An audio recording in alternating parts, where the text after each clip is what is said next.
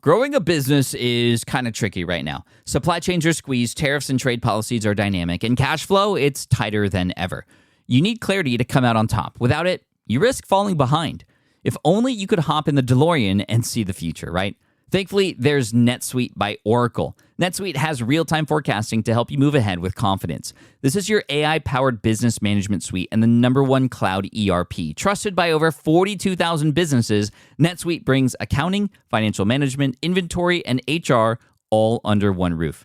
It's your single source of truth, giving you the data and control you need to move quickly. And with AI built in, you can automate the busy work and focus on strategy. NetSuite helps you see what's stuck, what it's costing you, and how to pivot fast. If I were running a business with a lot of moving parts, I'd use NetSuite for full control over everything. Tame the chaos with NetSuite. If your revenues are at least in 7 figures, download the free ebook, Navigating Global Trade, 3 Insights for Leaders at netsuite.com/SPI. That's netsuite.com/SPI. You spent months building towards launch day, but when the clock hits 0, your site crashes. Bots swarm, and loyal fans rage on Reddit. That's not good. Fanfare was built to stop that. Fanfare is the drop platform made for high-pressure moments, stampede-proof infrastructure, verified waitlists, and bot filters that actually work. Instead of refunds and rage, you get retention and revenue. And that sounds great to me. Your next launch shouldn't be a gamble. Get Fanfare's 5-step hype drop playbook and learn how to bulletproof your drop at fanfare.io/playbook. Again, that's fanfare.io/playbook. Congrats, your business is doing great. All your hard work is paying off, but you need help like now, and you have to hire fast. How can you hire amazing candidates quickly? Easy. Just use Indeed. When it comes to hiring, Indeed is all you need. Stop struggling to get your job post seen on other job sites. Indeed sponsored jobs help you stand out and hire fast. And with sponsored jobs, your posts jump to the top of the page for your relevant candidates so you can reach people you want faster. And it makes a huge difference. According to Indeed data, sponsored jobs posted directly on Indeed have 45% more applications than non-sponsored jobs. One of the things I love most about Indeed is that it has one of the largest databases of job seekers, giving employers access to a wide range of candidates. And with job alerts, I get notified when new candidates apply. And with Indeed sponsored jobs, there's no monthly subscriptions, no long-term contracts, and you only pay for results. So how fast? Well, in the minute that I've been talking to you, 23 hires were made on Indeed, according to Indeed data worldwide. There's no need to wait any longer. Speed up your hiring right now with Indeed. And listeners of this show will get a $75 sponsored job credit to get your jobs more visibility at Indeed.com/smartpassive. Just go to Indeed.com/smartpassive right now and support our show by saying you heard about Indeed on this podcast. Indeed.com/smartpassive. Terms and conditions apply. Hiring, Indeed, is all you need. This is the Smart Passive Income Podcast with Pat Flynn, session number 95. What's up, Caleb? What up? How you doing? I'm doing so swell. Welcome to the Smart Passive Income Podcast, where it's all about working hard now so you can sit back and reap the benefits later. And now your host. His 2 favorite cars are an Audi R8 and a DeLorean, Pat Flynn. While DIY website tools are everywhere, most fall short on design and performance. Hit publish. Framer ships your site worldwide in seconds. No code, no compromises. Framer is a powerful, user-friendly platform that delivers developer-level results without writing a single line of code. Make your designs move and convert with Framer. Framer brings your site to life with powerful animations, dynamic content handling, and a design-first approach that helps your site stand out. Framer is the design-first, no-code website builder that lets anyone ship a production-ready site in minutes. Browse hundreds of pixel-perfect templates or even design something of your own on a totally blank canvas. Add bold animations like appear effects, text effects, scroll and looping animations, and much more in seconds. And it's free to start. The built-in AI handles the heavy lifting of generating starter layouts and can even translate your entire site to any language. On the back end, you'll get responsive breakpoints, built-in hosting, a flexible CMS, and privacy-friendly analytics. Ready to build a site that looks hand-coded without hiring a developer? Launch your site for free at Framer.com and use code SPI to get your first month of pro on the house. That's Framer.com, promo code SPI. Framer.com, promo code SPI. Rules and restrictions may apply. Do you know the secret to businesses that are scaling faster than ever? They're using Upwork to tap into a diverse pool of skilled freelancers across various industries. With Upwork, you can find specialized freelancers in marketing, development, design, and more. Experts who are ready to help you take your business to the next level. I've personally used Upwork myself and can vouch for it. Posting a job on Upwork is easy. With no cost to join, you can register, browse freelancer profiles, get help drafting a job post, or even book a consultation. From there, you connect with freelancers that get you and can easily hire them to take your business to the next level. Upwork makes the entire process easier, simpler, and more affordable with industry-low fees. Post a job today and hire tomorrow with Upwork. Visit Upwork.com right now and post your job for free. That is Upwork.com to post your job for free and connect with top talent ready to help you grow your business. That's Upwork.com. Again, Upwork.com. Hey, what's up, everybody? Welcome to session 95 of the Smart Passive Income Podcast. I'm so stoked you're here. This is a sort of different episode, I guess you could say. It's the very first episode that I've not recorded in my home office. Actually, I will never, ever again record in the same office that I recorded all other 94 episodes in because I actually just moved. But the thing is, I'm actually even not at my new place right now. I tried recording in my new office, and it's very echoey. There's no furniture in there or nothing, just a computer on the floor. And I didn't want to record on the floor or in the closet or anything. So I'm actually at my buddy Caleb's house. You heard his voice a little bit in the beginning. Caleb Wojcik from Fizzle.co and also DIYvideoguide.com. We hang out all the time, even not just for business stuff, but we actually just got back from Disneyland, right? Yeah, like a few days ago, Disneyland. April ran the half marathon. Way to go to April. Yeah. Woohoo. Yeah. Yeah, and I'm glad you mentioned that because it's not like just as I was like, hey, Caleb, let's go to Disneyland together. Yeah, and for like 17 days, Pat and I just walking around. Yeah, hand in hand. And no, but anyway, I'm just really happy to be here at Caleb's place where he records his podcasts, but we're recording your podcast. Yeah, it's kind of weird. It's very strange. But the reason I wanted to bring Caleb onto the podcast today was not just because I needed to borrow his equipment and get in his space here to record the episode so it wasn't very echoey like it would be in my own office, but because I wanted him to come on to talk about video. That's actually how sort of we got introduced to each other, was through video. I hired him to do some video for me, and then he did the trailer for Let Go, which was amazing. He did the videos inside my book, Let Go, as well, and he's done all the videos for Breakthrough Blogging, and we continue to work together. Mm-hmm. You've just been fantastic. I mean, your videos are so well done, and so I'm really excited about your sort of upcoming project, DIYvideoguide.com, which we'll talk about in a second. But why don't you just really quick, before we get into the do's and don'ts of shooting video, and even talk about why video is important in the first place, kind of talk about your story. How did you get to where you're at today? So after college, I went to work at Boeing. I was a financial analyst. I worked there for 3.5 years, got my MBA, and it was the economy was tanking. I mean, you lost your job during that same point, and I was trying to figure out what I wanted to do. Stumbled upon entrepreneurship type stuff, personal finance stuff. So I started blogging about money. I started blogging about personal finance, ran a site called pocketchange.com that no longer exists anymore. And then I got connected with Corbett Barr, who was running Think Traffic. Time went on, worked with him for a couple years now. We started Fizzle.co with Chase Reeves. And through that whole process, I got really into doing video stuff. Mm-hmm. My wife started doing photography. I had all this camera gear around, and I was like, hey, I should learn about video. And I knew that I could freelance with it. I liked doing it myself. I always loved movies and TV and stuff. So got really into video stuff, and now that's what I blog about on my own site. And like my main role within Fizzle is making a bunch of videos. And we do some podcasting and writing and stuff too, but a lot of it is making video content for courses.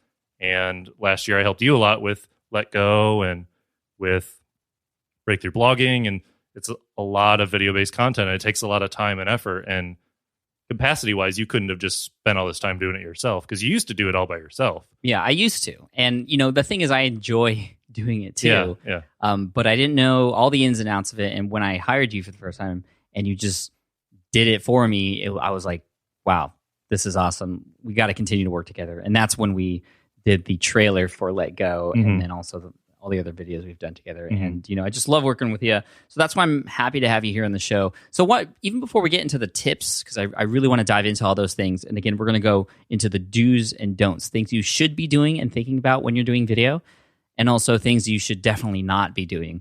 But even before that, why video? Why should everybody out there who's an entrepreneur or a blogger or even a podcaster, why should we even be thinking about video in the first place? Yeah. So content creation wise, there's kind of three ways you can go. You can write, you can record audio, and you can record video. And they're all very different. Writing, there's, short things you can write. You can't really stand out very well. People can't really tell it's you unless you write a lot or you write in a very specific way. Audio is long form, half hour, hour-long podcast episodes like this one's going to be. And then video somewhere there in the middle. And why video? It's because with video, you have full personality of the person that you're watching or learning from fully injected into the video. Podcasting is a close second with that because just by someone's voice, you can get to know them, feel like you're friends with them and stuff like that. When you go to meet them at conferences or something, you're like, oh, I know this person. I've basically listened to them for hundreds and hundreds of hours and stuff. But with video, you can't fake it at all. There's all the personality in there.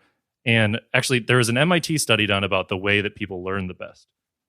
10% retention of what you learn when you read it, 20% when you hear it, 50% when you see it. So if you're in a classroom or you watch a video, and 90% when you do it. So out of the three content things, written, audio, or video, until the person takes whatever you do and they do it themselves to get to 90% retention rate of whatever you're trying to teach, video is right there at 50%. That's the best you can do to teach someone how to do something. That's why you watch how-to videos on YouTube of, how to do a proper comb over or some random What? You don't even have any hairstyling. hair. I can't know. believe you picked I'm that trying one to out. think of something that someone that had hair would have to learn about on YouTube because I don't search for that stuff. That's hilarious. No, it's so true, though. I mean, most of the videos that I create are instructional videos, screencasts, and we'll talk about screencasts specifically in a moment. But, I love using my YouTube channel as a way to teach people how to do something because they just see it. It's do these things, follow the exact thing that I'm doing on the screen right now, and you can achieve the same results, which I love. In podcasting, I can't teach somebody how to. I mean, I could walk through the process of, signing up for, whatever service or using a specific tool, but just showing people how to do it. I mean, it's just a lot faster and quicker and easier to produce. And B, just people learn faster, like you said. They can see what's going on and then take action from there.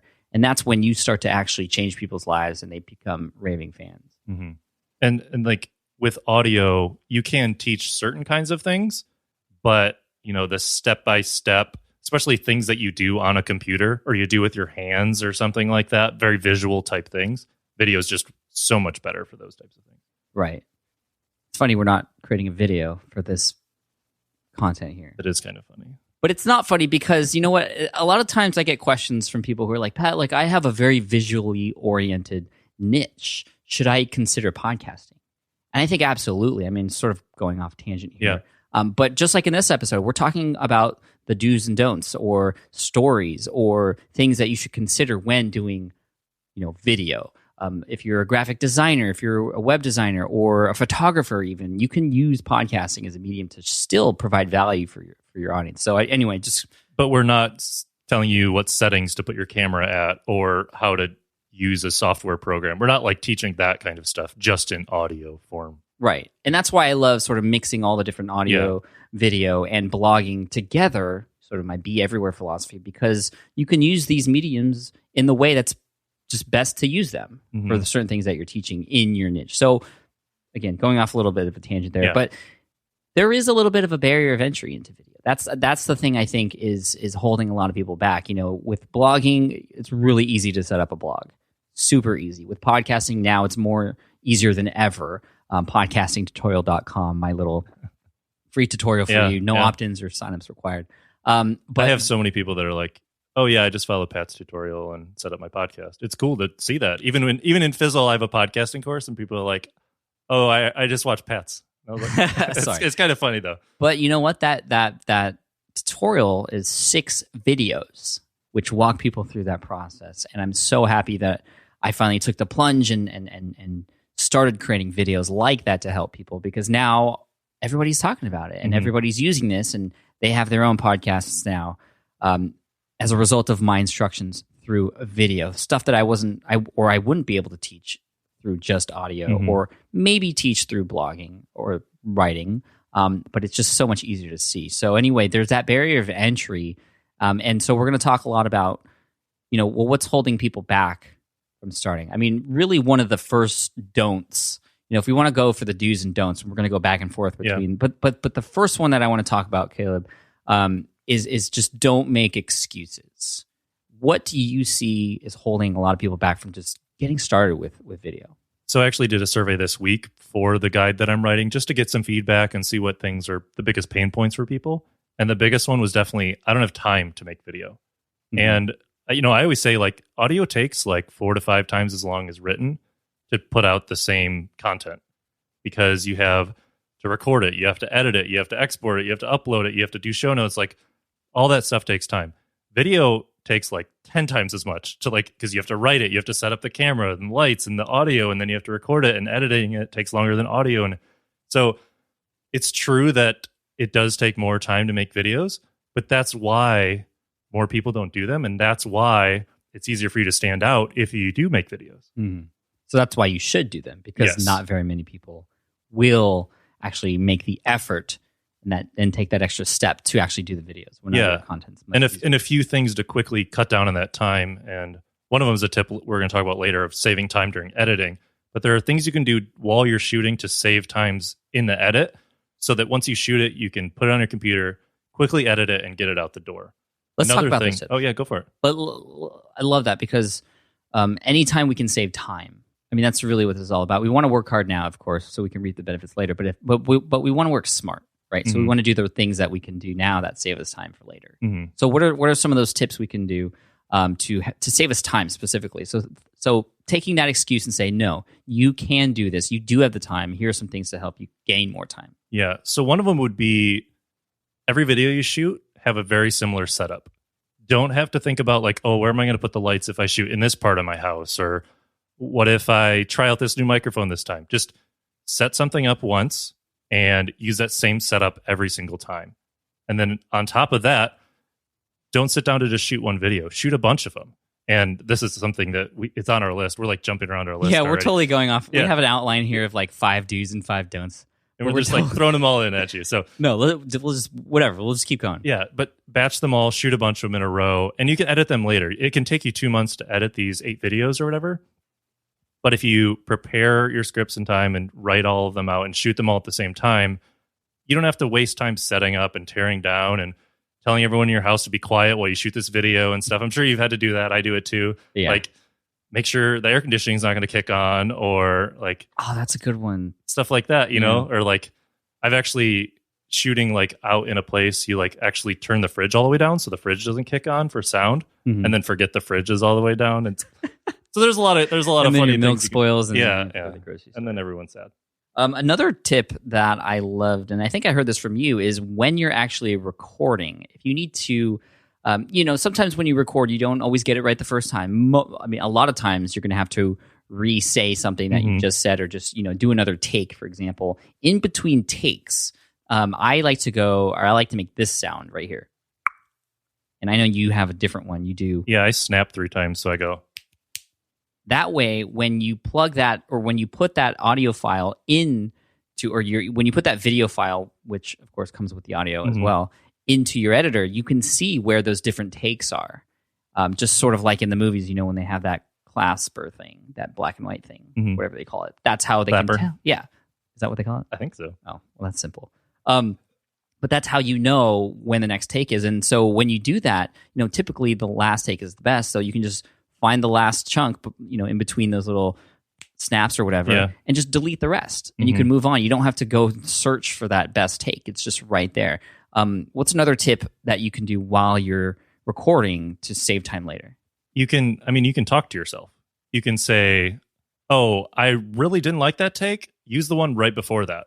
Because how many times have you shot a video and then you don't edit it for a week, and then it goes another week, and then it goes another week, and you have to watch every frame of that video to figure out what the best takes are. Instead, after you read a little section or say what you're going to say, just talk to yourself. Give yourself some notes for editing. Just like someone else was going to edit it, just be like, hey, I really like the second take, but maybe look at the third take. And that's all you have to do. It's like a couple seconds, but then you don't have to watch take 1 or 4 or 5, and you can save a bunch of time that way too. Yeah, I love that. So, like I said, we're jumping around. So don't waste time editing is another one. How can we edit faster? I mean, we talked about a few things already. What software is a good, quick way to start editing your videos? I mean, use whatever you have first, but if you're on a Mac, ScreenFlow is only like $99. I know you edit all of your videos in there. It's fairly simple to learn, and you can do more complex things than you can do in something like iMovie. I use Final Cut Pro 10. I also use Adobe Premiere. Those are, Final Cut Pro is like $300. Adobe Premiere is with Adobe Creative Cloud, which is like $50 or $70 a month, unless you can find it standalone. But use whatever you have. Use the built-in free software with Windows, like Windows Movie Maker, to just get started. And then you can always get something like ScreenFlow or Camtasia as the next step, or jump up to Premiere or Final Cut. You're going to get more bells and whistles, but if you're just doing like talking head stuff and a little bit of transition and some text on screen, you don't really need Final Cut Pro 10 or Adobe Premiere or something. Unless you're like stabilizing footage and like color correcting and doing all these crazy effects and multiple angles and stuff, you don't really need to get a higher end piece of software. I love using ScreenFlow to edit, even if it's a video that doesn't record what's on my computer screen, which is what that software is meant to do. Yeah. It's just such a great tool for just editing anything, whether it's a video that I recorded on my DSLR that I import into it. I can really easy just drop it in there, slide it around, cut it up, and see where it is in relative to other videos, and just make a nice clean video. What also I love about it is that I can just quickly export to YouTube directly from ScreenFlow. I think Camtasia can also do that too, but that just makes it really easy. It cuts down on those steps. Again, we're talking about saving time here because that is the number one excuse you're saying that people have for not doing videos. Another tip is, you talked about batch processing already, right? I think I need to reiterate that because that's something I've been exploring a lot lately. I batch process a lot of things. I batch process answering my emails. I batch process replying to tweets. I batch process now my podcasts. And I also do it with video as well. And, when you're in the mindset of doing something, doing many of those things or doing multiple takes of those things, it's just going to save you so much time in the long run. So you can do it. There is time. You just got to really, really know that it is something you want to do and make time for it. Yeah, and so if you want to talk briefly about how we batched them for Let Go, we didn't really batch them because we shot each one at a different location. But for Breakthrough Blogging, we did batch them a lot because you would write the scripts of 10 to 12 to 15 different lessons or courses for Breakthrough Blogging, and I would show up in the morning, set up the camera, set up the lights and the teleprompter, get it all set, and then we would get some lunch, and then we just sit down and shoot like the whole afternoon. Bam, bam, bam, knock them out. Yeah, and get a ton of them out. And, it would take me a while to edit. It would take me a week or two to edit all of those. But you shot them all in one day. You didn't have to inconvenience your family for multiple days. I didn't have to drive to your house for multiple days. We could just sit down, shoot them all, and edit them all later. And you wrote them in chunks too. You write a couple, shoot all of them, and then I'd edit a couple. And that's just how it works best because of how long it takes to set up all the equipment. And then they all look the same. They all look exactly the same each time. Yeah. Breakthrough Blogging, for those of you who don't know, is my course. It's still closed. I'm still working with the people in there to improve it and make the experience better before I open it up. But there are, how many videos are in there now? 30 to 50? Probably, yeah. Quite a bit. And we batch processed a lot of them, shooting between 10 and 20 a day at one point. We put this thing together really quickly, but it was really awesome because I had written the scripts beforehand.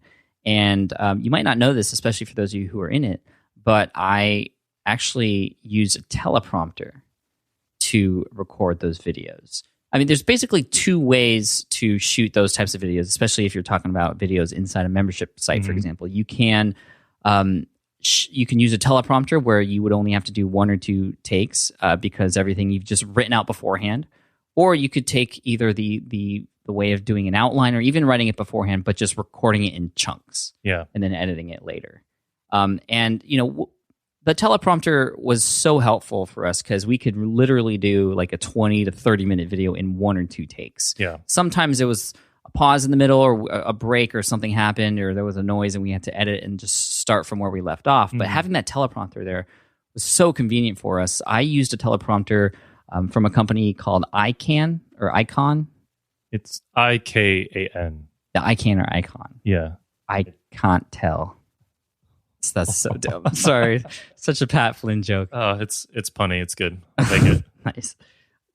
Anyway, I'm not even going to go into what it's like to be a dad now and those types of jokes. But anyway, IKAN is the company, and it's really cool because they have an iPad teleprompter. So you actually lay your iPad flat on their little holder thing, and they have an angled glass where you can see what's on your screen. Mm-hmm. And the camera sits behind that angled glass, and because it's glass, you're just seeing your face. So you can read and look right at the camera at the same time, and it's really cool, but it was a little hard to get used to at first. I had to practice a lot, and if you're going to go that route with the teleprompter, you got to be careful. You don't want to look like you're reading. Yeah, to be overly scripted.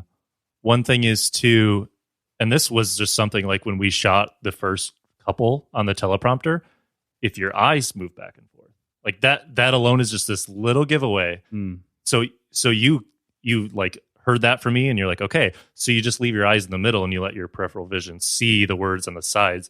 And like that alone is like enough to give it away. Yeah. I mean, that took a good 20 minutes to figure out how to do or just learn to do. Yeah. But that's very true, because especially if the camera is sort of up close to you, the closer the camera is to you, the more your eyes are going to move back and forth. Right. That's another thing. I mean, you think about newscasters on television, they do a really good job. So it is something you can learn. It does save you time in the long run, but you do have to write out your scripts. And there are some tips for making the script sound less robotic or less monotone. And, when I write these scripts, I write them as if I was talking, right? It's just sort of stream of consciousness. Whatever's on my mind, I write that down. I don't try to write it formally like I would a blog post. And it just comes out more natural when I read it. Mm-hmm.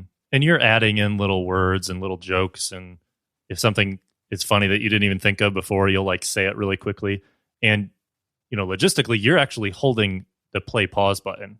You have a little remote for this thing. Right. That's connected to the iPad, where if you're going to like elaborate a little bit before you move it on to the next thing, you'll pause it and you'll say a little bit more, and then you'll play it and you'll keep going. And like that's a little bit more pro than just having it like scroll and like then you have to start talking faster, and then you have to keep up and catch up with where you're going, and then so being able to play and pause it was another nice feature too.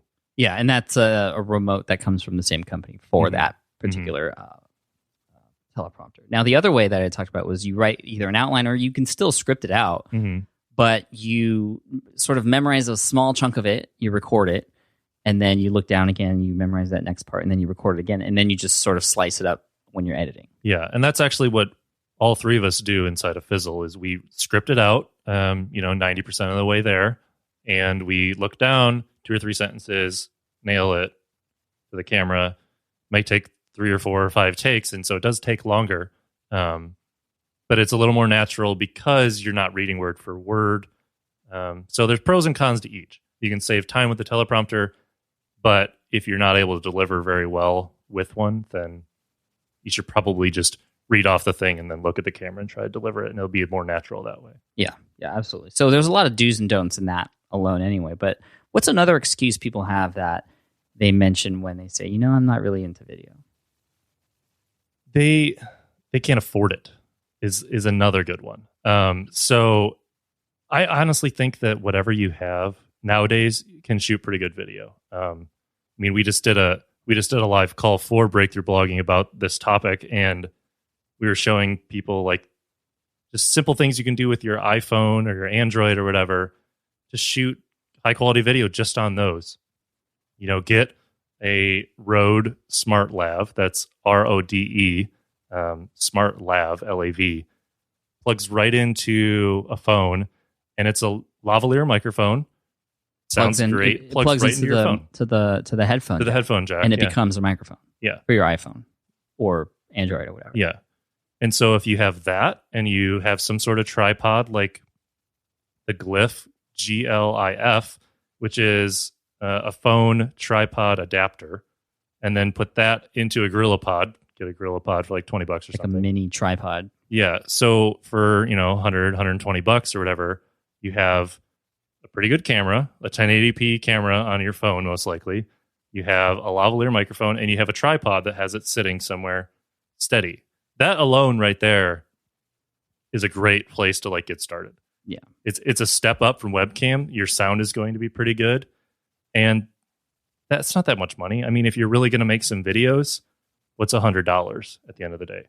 So, take what you have, and then if you like doing video, if you start getting some traction, then maybe go buy a DSLR, or then go buy better microphone and audio recorder and spend a couple $100 on some lights. But, just start making videos with whatever you have. Don't let your gear keep you from making more videos. Yeah. No, I really like that tip. I mean, just get started. And even if you're not going to publish those videos, just practicing by recording yourself and then watching it. I know it's dreadful. How many did you record and not publish, would you say? At least 100. Wow.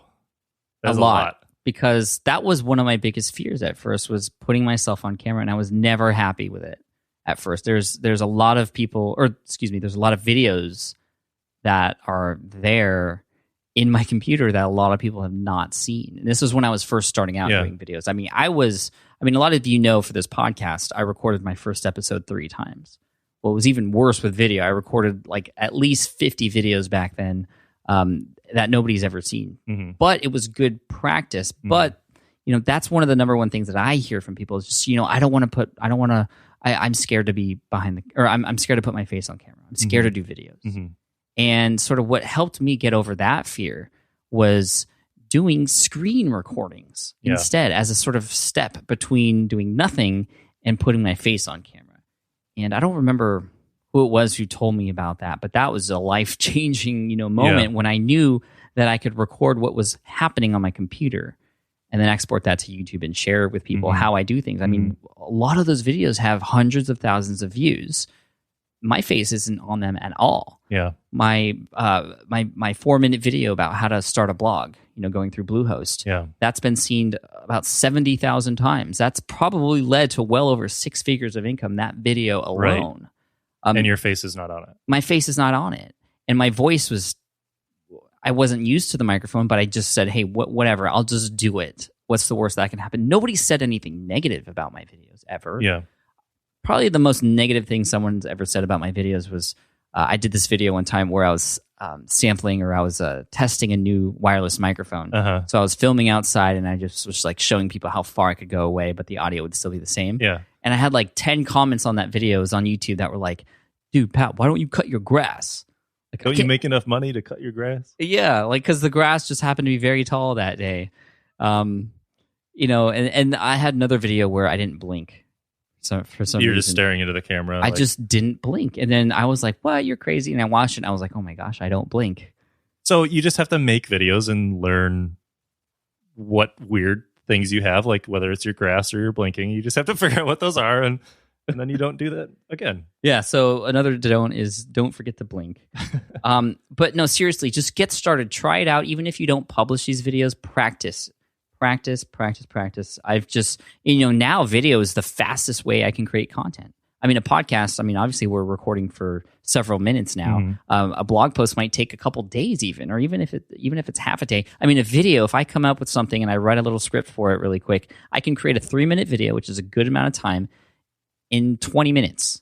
Crank it out and have it on YouTube in 20 minutes. And it's the highest form quality of, it's sort of the highest valued, I guess you could say, kind of content. Yeah. I kind of want to talk about a story because we were in San Francisco and your website got hacked, basically. Yeah, this was March of last year. And so we were like, how do we tell everyone? We just went and shot a video. We shot a minute-long video. We ran out the street of San Francisco. There was a streetcar. Yeah. And we shot this video, and you said you were going to go fix your website, and then you just took off running. And then you redirected Smart Passive Income to that video on YouTube.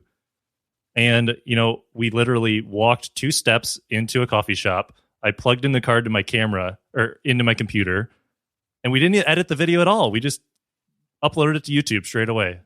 Yeah. And that was like communication to your audience. My website's down. It's been hacked. This is what's happening. And that was the quickest way, instead of, I don't know, coding an HTML page or putting out a podcast. Like, you just redirected it to YouTube. Yeah, I mean, I did send an email out about that too. Email is probably the quickest way, but I mean, just it was really cool to see the reaction from people. Like, dude, like, awesome video. Like, so cool that you let us know. Thank you. Hope your website gets back up. Yeah. I mean, it's something people see. It's a visual. They remembered it. It just makes me smile, that story, because we were like, what are we gonna do? Oh, look at this trolley. It looks so cool. Let's shoot a video here. Yeah, I'll try to. I think I have that video up on YouTube. I'll link it up. It's still up on the show YouTube, notes. yeah. smartpassiveincome.com/session95 for the show notes and all the links to all the equipment and everything we're talking about. We're talking about video here today. What's another? Actually, I got a do for you. Okay. Or don't, depending on how you phrase it. Yeah. Don't let audio quality sort of like escape your mind. Do focus on audio quality. Yeah. You could have the highest quality video in the world as far as what it looks like. If the audio is terrible, it's just going to be a bum video. Yeah, and this is also really relevant because a lot of people open up videos and then like go to another tab and start doing whatever or continuing work or reading something else. And so audio sometimes is the only thing that people are consuming. So the biggest thing with audio is to just make sure it's clean. Make sure there's not noise, which comes from, plugging in microphones into other things and there's noise and static that happens. If you're outside, the wind causes noise on microphones. You also want to think about, is the volume really high at one point and then really low at another point? I know for a while you used Levelator for your podcast. Yeah, that was a great tool. And there's another one that I use now that is actually Levelator. The people stopped supporting it, whoever made it. So it's I wouldn't go to Levelator anymore. I would use Auphonic, which is AUPHONIC. Okay. Auphonic.com. And basically what you do is you upload any file, and this is extremely helpful, especially if you do podcast interviews. So whether you're a podcaster or you do videos, I mean, you can even do this with videos. You can upload your video file to Auphonic as well. And no matter what the levels are at, after you go through the process that Auphonic does with your file, you get back a file where all the audio is at the exact level it should be.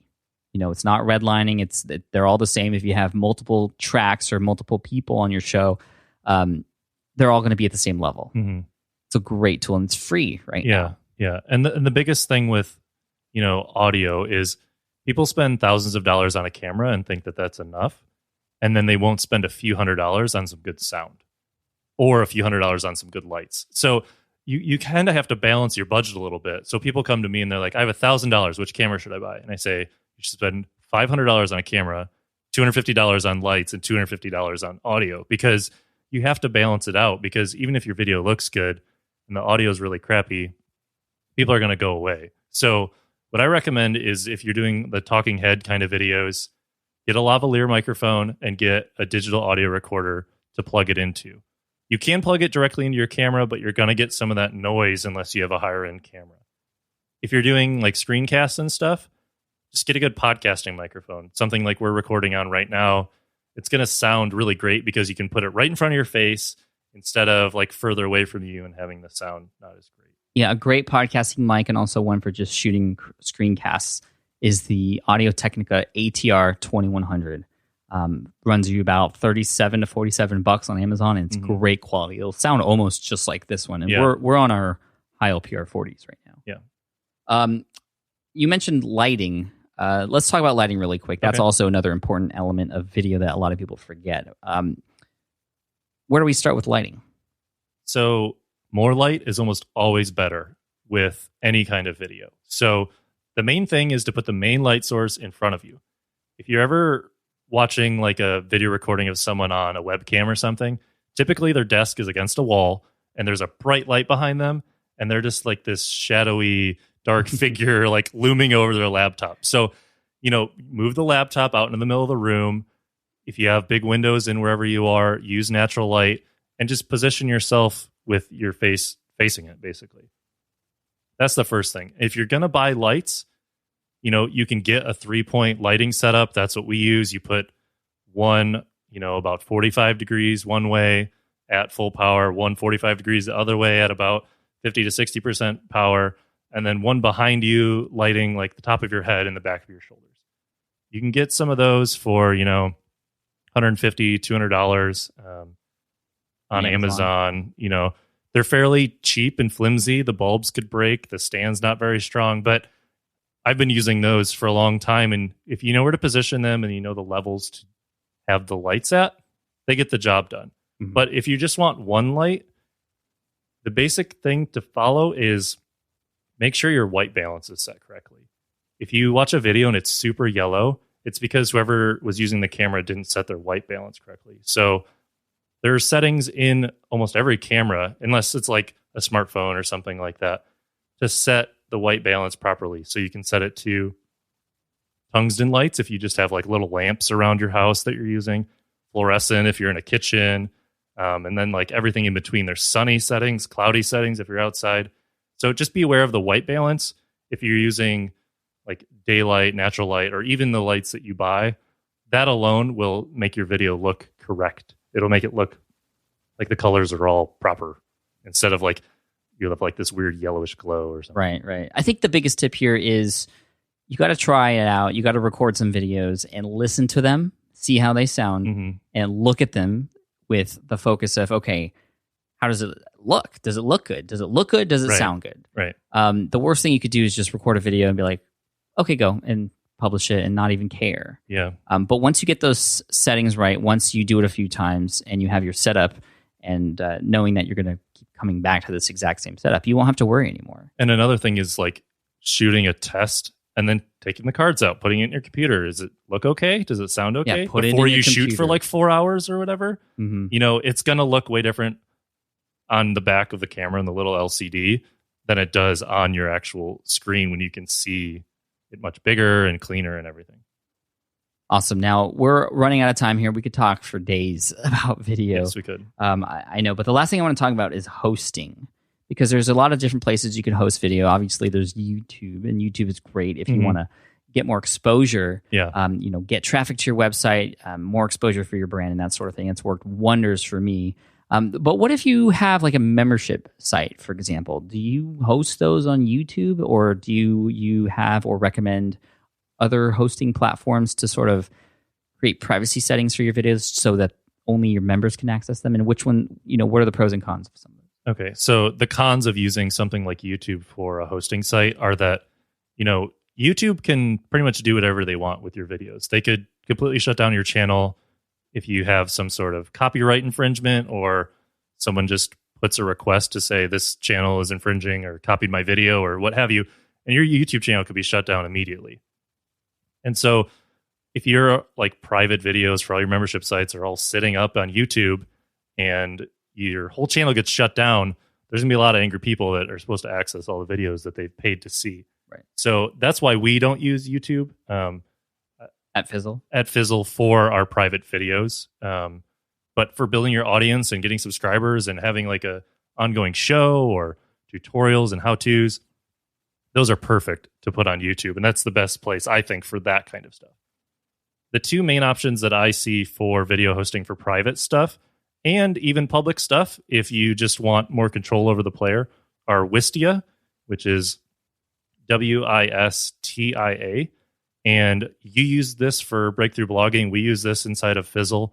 And you just get some incredible stats. So do you want to say why you like using Wistia? Yeah, I mean, when breakthrough blogging started, and obviously I knew there was going to be video in it, I had to make a decision of, okay, where are these videos going to be hosted? Mm-hmm. Obviously, you don't want to host your videos on your own server because it's just going to eat up the bandwidth. You're going to be paying a lot of money for that, and it slows everything else down. So, of course, you need somewhere to host the videos. YouTube wasn't an option just because of the privacy settings and what you just mentioned before. They could, at any moment for any one of my public videos, take the entire thing down without warning. Yeah. I mean, YouTube's owned by Google. We all know what Google's done to a lot of people's AdSense accounts without warning. So that's definitely a major concern there. But we chose Wistia because, for one, I asked you what you use at Fizzle, and you said Wistia. But then when you explained why you liked it, I was definitely all for it. And I like Wistia because, of course, with as far as stats and analytics are concerned, yes, of course, it shows you how many views you get on your videos. But beyond that, you could see exactly how people are watching those videos. How many people actually go all the way through, or where do they drop off? Or where do they rewatch? Oh, yeah. I mean, that's... It'll show, okay, this part's been rewatched. So someone's like, oh, that was really interesting, or that was really funny, or, oh, I need to write that down. And then it'll show you, oh, this person rewatches this segment of the video, or all the people rewatch this part of the video more.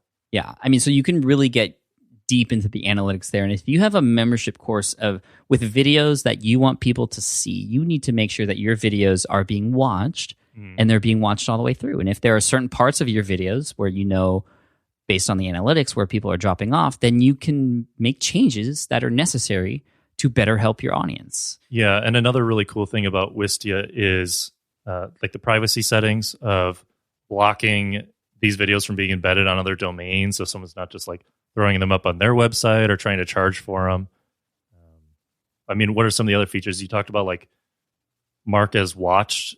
If someone watches a video through a certain percentage, you can have that with your membership account. Be like, okay, this person's watched these 12 videos, and on their account they can see they already watched them.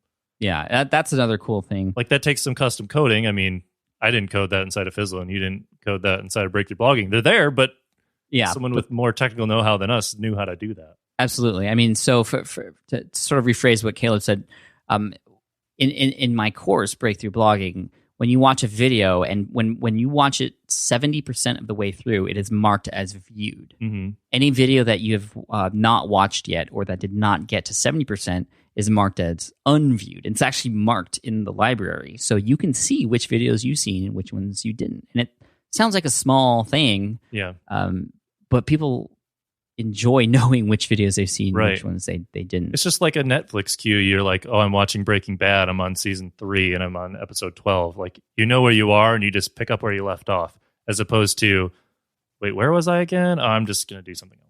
Right. And of course, when you add new videos, they'll be able to see even more value added, and hopefully they'll retain as a member for much longer. Mm-hmm. And also, going back to what you said earlier, the privacy settings are nice. I can only have those videos play off the root domain breakthroughblogging.com and nowhere else. Yeah, which is super cool. It's really cool to see how these video companies are getting really deep into the analytics and also the individual viewer experience. It's just so cool. Yeah, and so I see YouTube as a great platform for public stuff, for music videos, cats riding on Roombas and stuff. And then Wistia is really great for companies. And the other option that I would consider is Vimeo. It's like $200 a year to get into their pro business platform with plenty of bandwidth and stuff too. I just like being able to do what I can do in Wistia for organizing all my videos, getting the really nice stats. Vimeo is just more of a filmmaking, art, craft, that kind of website for profiling really nice films and shorts and stuff. Whereas Wistia is built for people that are charging and putting out a lot of videos all the time. Awesome. Caleb, let's figure out a call to action for everybody out there. What can we have the listeners do to help take their videos to the next level? Obviously, if you're not doing video, I really think you should at least start experimenting with it. But say someone's done a few videos, and they know they should do more. And what's one thing they could do from this point forward? What's one call to action we want to leave for the listeners out there when it comes to video? Anything you can think of? So if you're just making screencasts, try to get yourself on camera. It's going to be hard. You're going to throw away footage. You're going to hate what you look like on camera. That's completely normal. Everyone I've talked to was afraid of it. I don't know one single person that was like, I loved being on video the first time. I loved watching myself and how I sounded. I love hearing my voice. Yeah, exactly. I don't know anyone that's like that. So I don't want to know anyone that's like that. Yeah, exactly. That's just weird, to be honest. So if you haven't put yourself in front of the camera, do that. If you haven't putting yourself in the camera and you've been making videos, send your videos to someone that makes really good videos, or comment on this podcast episode and get feedback, get some critiques. Try to up your lighting and make it look really nice. Try to fix the framing of how you're sitting on the camera. Do some transitions and shorter cuts to make it a little more engaging. Think of different ways you can do video content instead of the same stuff you're doing. Maybe you can do some how-tos or tutorials. Maybe you could just do little 1 or 2 minute trailers for podcasts or blog posts that you've had come out. Think of new ways to do video instead of just the same old ways you've been doing it. You said one thing in there. I mean, those are all great to-dos, obviously. But I would love for everybody out there listening, when you shoot a video, or even if you have videos already, what's cool is with the new design of Smart Passive Income, you can actually embed videos in the comment section. Cool. So embed a video of yours in a comment in the comments, smartpassiveincome.com/session95. And everybody out there who's on there, let's all help each other out. Watch some of those videos. Leave honest critiques. I mean, obviously you want to be nice and respectful, but being nice and respectful also means being honest in a way where you want to help that person too. So leave that constructive criticism for everybody. I'll be in there every once in a while as well, watching a lot of your videos, leaving comments, and Caleb, if you wouldn't mind coming by every once in a while, leaving some helpful comments for some people, that'd be awesome. Yeah, I mean, even Hollywood movies can be critiqued, so your videos obviously can be critiqued. Mine can be critiqued even more than by myself. I want to hear what everyone says. I actually have a group of like 3 or 4 guys that do video, and we put something out we're proud of. We'll email it to everyone, and we say, like, be harsh. Like, I want critiques. I want to get better at this thing. Tell me what's wrong. You don't have to like try to be nice or like butter me up and say, oh, I really loved this one shot. Like, I don't want to hear that. I want to hear this shot looks awful. It was not straight. You need to fix it. Like that kind of thing. Your camera was tilted. Exactly. Like, it's not a comic book. Yeah. Awesome. So I really hope I'll see you guys and your videos in the comment section. Again, smartpassiveincome.com/session95. Use this as an opportunity to improve. Thank you so much for coming on the show, Caleb. Where should people go to find out more about video from you? So you can find out more video stuff from me at calebw.com, or you can check out the guide that's coming out called DIY Video Guide, coming out in a couple weeks. If you guys are interested in checking out Fizzle, which is where we do our video training, Pat has an affiliate marketing course in there and a founder story with him as well. The link for that is smartpassiveincome.com/Fizzle. Right. And that is an affiliate link if people join up. And it's a great course, great community. More than happy to send people your way. Perfect. Awesome. Thanks, Caleb. I appreciate you so much. And we'll see you in the comment section. Yeah. And thanks for having me on the podcast. And thanks for coming and shooting this in my office. Absolutely. All right, man. Peace. Yep. All right, everybody. Hope you enjoyed that. I don't even know what to call that. An interview / workshop / I was in Caleb's office session thing. Anyway, thank you so much for being a listener. And I will tell you that today, a brand new podcast was just launched by myself. And it is, a lot of you may have heard at the end of some of my previous episodes, if you've been listening for a long time, I used to include voicemail questions from the audience at the end of my shows, and they were awesome. I loved recording answers for all of you, and I would actually share the MP3 voicemail from those of you who have questions. But it would lengthen the show more than it needed to. It would change the topic of the episode, and so I stopped doing that. And I hated stopping because I loved doing it so much.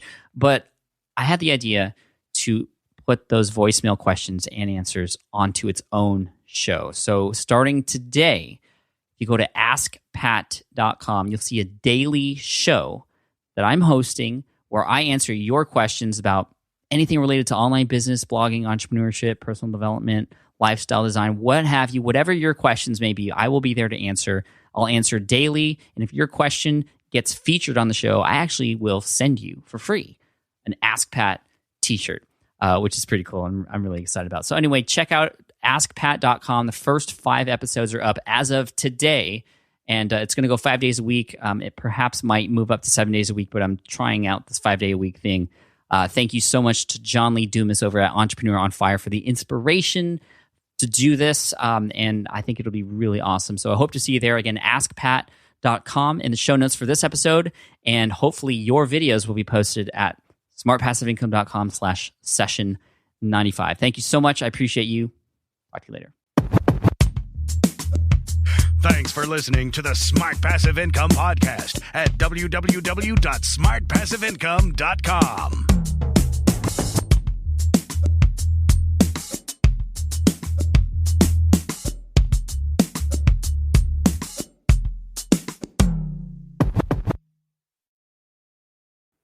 Have you dreamt about being your own boss, but still haven't made the first steps to making that dream a reality?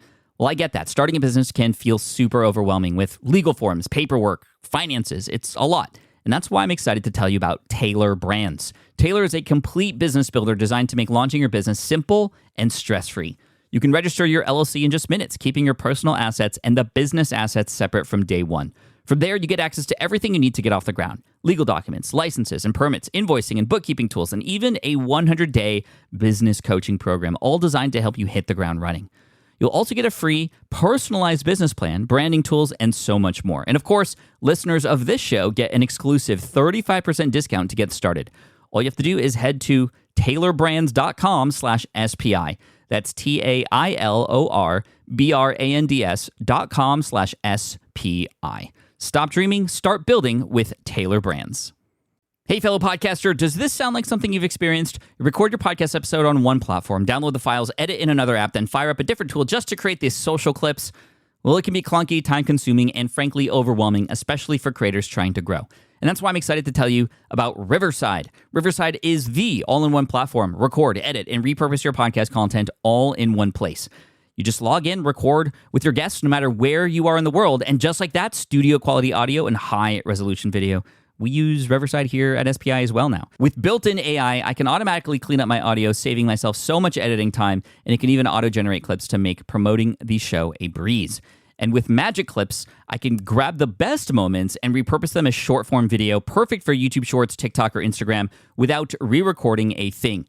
So if you're tired of juggling tools and want a faster, simpler way to create and scale your content, it's time to try Riverside, built by creators for creators. Just go to smartpassiveincome.com/Riverside and use code SMART to get 1 month free on the Pro plan. That's smartpassiveincome.com/Riverside, promo code SMART.